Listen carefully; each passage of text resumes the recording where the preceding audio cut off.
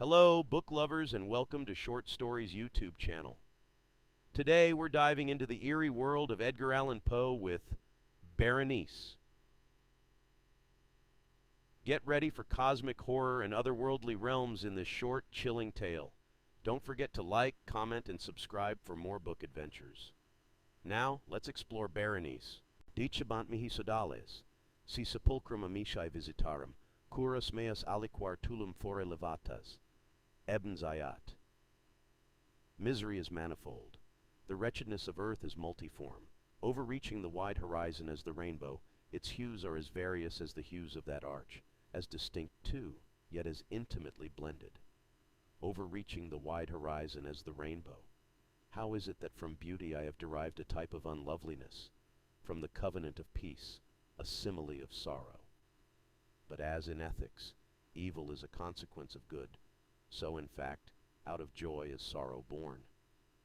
Either the memory of past bliss is the anguish of today, or the agonies which are have their origin in the ecstasies which might have been. My baptismal name is Egaeus. That of my family I will not mention.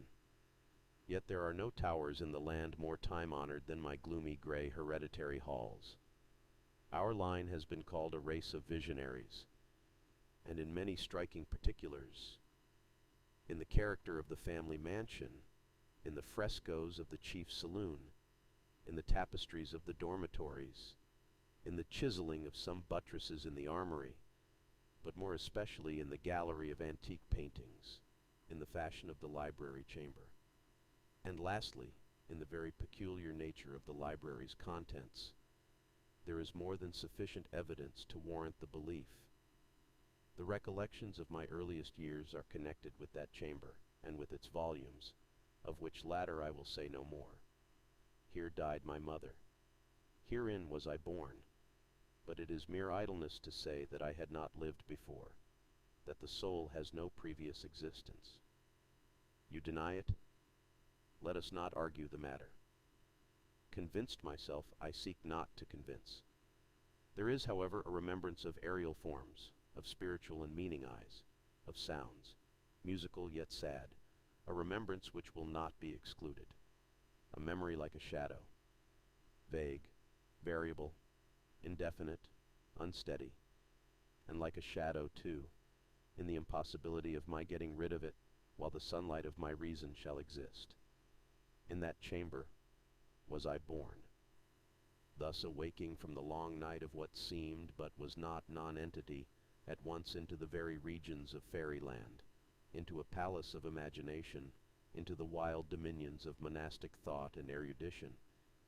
It is not singular that I gazed around me with a startled and ardent eye, that I loitered away my boyhood in books and dissipated my youth in reverie.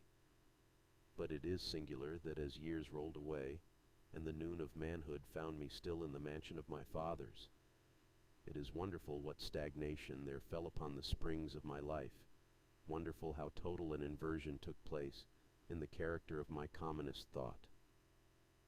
The realities of the world affected me as visions, and as visions only, while the wild ideas of the land of dreams became in turn not the material of my everyday existence, but in very deed, that existence utterly and solely in itself.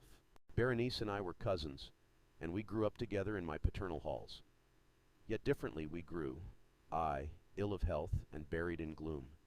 She, agile, graceful, and overflowing with energy. Hers, the ramble on the hillside, mine the studies of the cloister. I, living within my own heart, and addicted body and soul to the most intense and painful meditation. She, roaming carelessly through life, with no thought of the shadows in her path, or the silent flight of the raven-winged hours.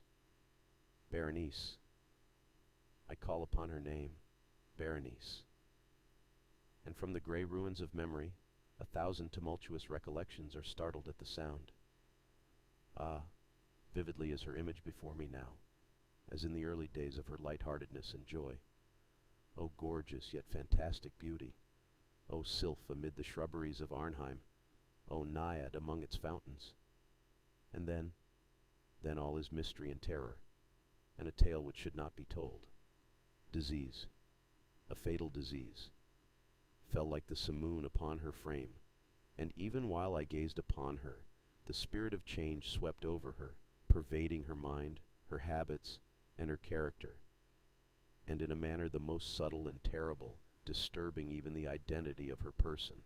Alas, the destroyer came and went, and the victim, where is she?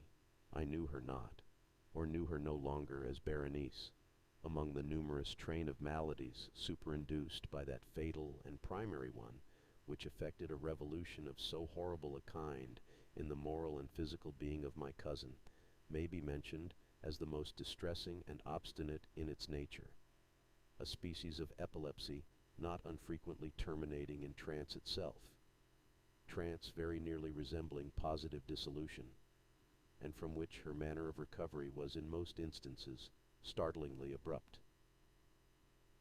In the meantime, my own disease, for I have been told that I should call it by no other appellation, my own disease, then, grew rapidly upon me, and assumed finally a monomaniac character of a novel and extraordinary form, hourly and momently gaining vigor, and at length obtaining over me the most incomprehensible ascendancy.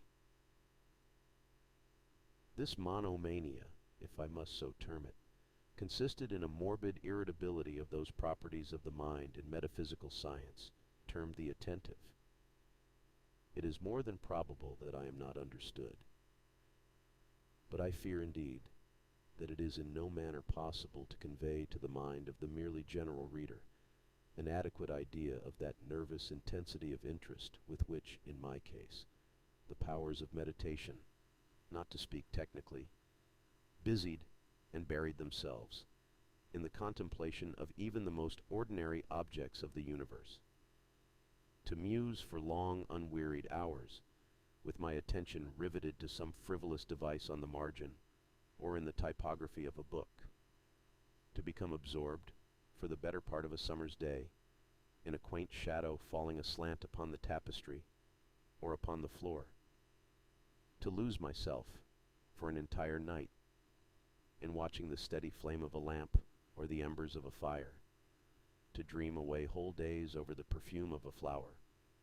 To repeat monotonously some common word, until the sound, by dint of frequent repetition, ceased to convey any idea whatever to the mind. To lose all sense of motion or physical existence, by means of absolute bodily quiescence long and obstinately persevered in. Such were a few of the most common and least pernicious vagaries induced by a condition of the mental faculties, not indeed altogether unparalleled, but certainly bidding defiance to anything like analysis or explanation. Yet let me not be misapprehended. The undue, earnest, and morbid attention thus excited by objects in their own nature frivolous must not be confounded in character with that ruminating propensity common to all mankind, and more especially indulged in by persons of ardent imagination. It was not even, as might be at first supposed, an extreme condition or exaggeration of such propensity, but primarily and essentially distinct and different. In the one instance, the dreamer or enthusiast, being interested by an object usually not frivolous, imperceptibly loses sight of this object in a wilderness of deductions and suggestions, issuing therefrom, until, at the conclusion of a daydream often replete with luxury, he finds the incidamentum, or first cause of his musings, entirely vanished and forgotten. In my case, the primary object was invariably frivolous, although assuming through the medium of my distempered vision a refracted and unreal importance. Few deductions, if any, were made, and those few pertinaciously returning in upon the original object as a center. The meditations were never pleasurable, and at the termination of the reverie the first cause, so far from being out of sight, had attained that supernaturally exaggerated interest which was the prevailing feature of the disease. In a word, the powers of mind more particularly exercised were, with me, as I have said before, the attentive, and are, with the daydreamer, the speculative. My books at this epoch, if they did not actually serve to irritate the disorder, partook, it will be perceived largely, in their imaginative and inconsequential nature, of the characteristic qualities of the disorder itself. I well remember, among others, the treatise of the noble Italian, Coelius Secundus Curio, De Amplitudine Beati Regni Dei, St. Austin's great work, The City of God, and Tertullian's De Carne Christi, in which the paradoxical sentence, Mortuus est Dei filius, credible est quia ineptum est, et sepultus resurrexit, certum est quia impossibile est, occupied my undivided time for many weeks of laborious and fruitless investigation. Thus it will appear that, shaken from its balance only by trivial things, my reason bore resemblance to that ocean crag spoken of by Ptolemy Hephaestion, which, steadily resisting the attacks of human violence and the fiercer fury of the waters and the winds, trembled only to the touch of the flower called asphodel. And although to a careless thinker it might appear a matter beyond doubt that the alteration produced by her unhappy malady in the moral condition of Berenice would afford me many objects for the exercise of that intense and abnormal meditation whose nature I have been at some trouble in explaining, yet such was not in any degree the case. In the lucid intervals of my infirmity, her calamity indeed gave me pain, and taking deeply to heart that total wreck of her fair and gentle life, I did not fail to ponder, frequently and bitterly, upon the wonder-working means by which so strange a revolution had been so suddenly brought to pass. But these reflections partook not of the idiosyncrasy of my disease, and were such as would have occurred, under similar circumstances, to the ordinary mass of mankind. True to its own character, my disorder reveled in the less important but more startling changes wrought in the physical frame of Berenice, in the singular and most appalling distortion of her personal identity. During the brightest days of her unparalleled beauty, most surely I had never loved her. In the strange anomaly of my existence, feelings with me had never been of the heart, and my passions always were of the mind. Through the gray of the early morning, among the trellised shadows of the forest at noonday, and in the silence of my library at night, she had flitted by my eyes, and I had seen her, not as the living and breathing Berenice, but as the Berenice of a dream, not as a being of the earth, earthy, but as the abstraction of such a being, not as a thing to admire, but to analyze, not as an object of love, but as the theme of the most abstruse, although desultory speculation. And now I shuddered in her presence and grew pale at her approach. Yet, bitterly lamenting her fallen and desolate condition, I called to mind that she had loved me long, and, in an evil moment, I spoke to her of marriage. And at length, the period of our nuptials was approaching, when, upon an afternoon in the winter of the year, one of those unseasonably warm, calm, and misty days, which are the nurse of the beautiful halcyon, I sat, as I thought, alone, in the inner apartment of the library. But uplifting my eyes, I saw that Berenice stood before me. Was it my own excited imagination, or the misty influence of the atmosphere, or the uncertain twilight of the chamber, or the gray draperies which fell around her figure, that caused in it so vacillating and indistinct an outline? I could not tell.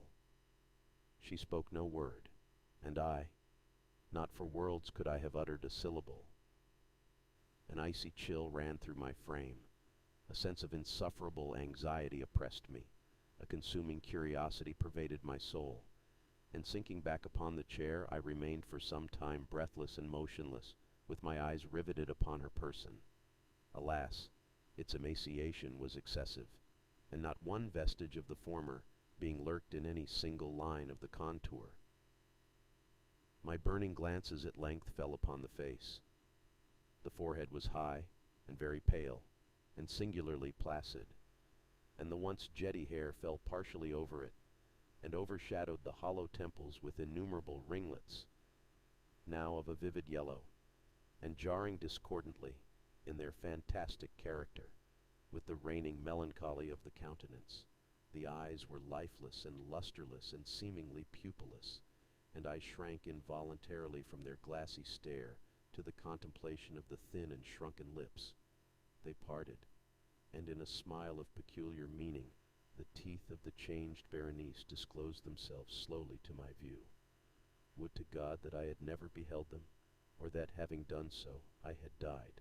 The shutting of a door disturbed me, and looking up, I found that my cousin had departed from the chamber, but from the disordered chamber of my brain had not, alas, departed, and would not be driven away, the white and ghastly spectrum of the teeth. Not a speck on their surface, not a shade on their enamel, not an indenture in their edges, but what that period of her smile had sufficed to brand in upon my memory. I saw them now even more unequivocally than I beheld them then. The teeth, the teeth. They were here and there and everywhere, and visibly and palpably before me, long, narrow, and excessively white, with the pale lips writhing about them, as in the very moment of their first terrible development. Then came the full fury of my monomania, and I struggled in vain against its strange and irresistible influence. In the multiplied objects of the external world, I had no thoughts but for the teeth. For these I longed with a frenzied desire. All other matters and all different interests became absorbed in their single contemplation. They alone were present to the mental eye, and they, in their sole individuality, became the essence of my mental life. I held them in every light. I turned them in every attitude. I surveyed their characteristics. I dwelt upon their peculiarities. I pondered upon their conformation. I mused upon the alteration in their nature. I shuddered as I assigned to them in imagination a sensitive and sentient power, and even when unassisted by the lips, a capability of moral expression. Of Mademoiselle Salle it has been well said, que tous ses pas étaient des sentiments, and of Berenice, more seriously believed que toutes ses dents étaient des idées. Des idées. Ah, here was the idiotic thought that destroyed me. Des idées. Ah, therefore it was that I coveted them so madly. I felt that their possession could alone ever restore me to peace, in giving me back to reason. And the evening closed in upon me thus. And then the darkness came, and tarried and went, and the day again dawned, and the mists of a second night were now gathering around. And still I sat motionless in that solitary room, and still I sat buried in meditation, and still the phantasma of the teeth maintained its terrible ascendancy. As with the most vivid, hideous distinctness, it floated about, amid the changing lights and shadows of the chamber. At length there broke in upon my dreams a cry as of horror and dismay, and thereunto, after a pause, succeeded the sound of troubled voices, intermingled with many low moanings of sorrow or of pain. I arose from my seat, and throwing open one of the doors of the library, saw standing out in the antechamber a servant maiden, all in tears, who told me that Berenice was no more. She had been seized with epilepsy in the early morning, and now at the closing in of the night, the grave was ready for its tenant, and all the preparations for the burial were completed. I found myself sitting in the library, and again sitting there alone. It seemed that I had newly awakened from a confused and exciting dream. I knew that it was now midnight, and I was well aware that since the setting of the sun, Berenice had been interred. But of that dreary period which intervened I had no positive, at least no definite comprehension. Yet its memory was replete with horror. horror more horrible from being vague, and terror more terrible from ambiguity. It was a fearful page in the record my existence, written all over with dim and hideous and unintelligible recollections. I strived to decipher them, but in vain, while ever and anon, like the spirit of a departed sound, the shrill and piercing shriek of a female voice seemed to be ringing in my ears. I had done a deed. What was it? I asked myself the question aloud, and the whispering echoes of the chamber answered me. What was it? On the table beside me burned a lamp, and near it lay a little box. It was of no remarkable character, and I had seen it frequently before, for it was the property of the family physician. But how came it there upon my table, and why did I shudder in regarding it? These things were in no manner to be accounted for, and my eyes at length dropped to the open pages of a book, and to a sentence underscored therein. The words were the singular but simple ones of the poet Ibn Zayat. Dicebant mihi sodales si sepulchrum amicae visitarem, curas meas aliquantulum fore levatas. Why then, as I perused them, did the hairs of my head erect themselves on end, and the blood of my body become congealed within my veins? There came a light tap at the library door, and pale as the tenant of a tomb, a menial entered upon tiptoe. His looks were wild with terror, and he spoke to me in a voice tremulous, husky, and very low. What said he? Some broken sentences I heard. He told of a wild cry disturbing the silence of the night, of the gathering together of the household, of a search in the direction of the sound. And then his tones grew thrillingly distinct as he whispered me of a violated grave, of a disfigured body enshrouded, yet still breathing, still palpitating, still alive. He pointed to garments. They were muddy and clotted with gore. I spoke not, and he took me gently by the hand.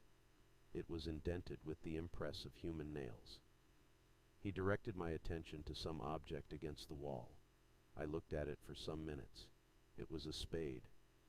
With a shriek I bounded to the table and grasped the box that lay upon it, but I could not force it open, and in my tremor it slipped from my hands and fell heavily and burst into pieces, and from it, with a rattling sound, there rolled out some instruments of dental surgery, intermingled with 32 small, white and ivory-looking substances that were scattered to and fro about the floor. I hope you enjoyed the journey. If you did, give this video a thumbs up and share your thoughts in the comments. Subscribe and hit the notification bell so you don't miss our next adventure. Thanks for watching, and until next time, keep reading.